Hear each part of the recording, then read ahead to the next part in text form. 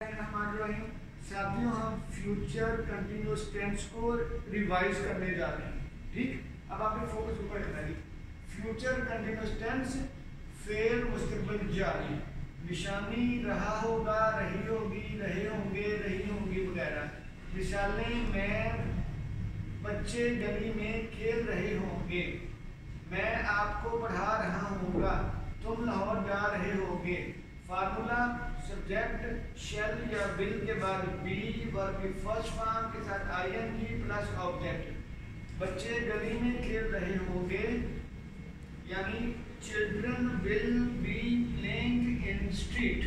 ठीक, बच्चे गली में खेल रहे होंगे, children will be playing in street. इस तरह का मैं आपको पढ़ा रहा हूँगा, तब की बात हो रही है।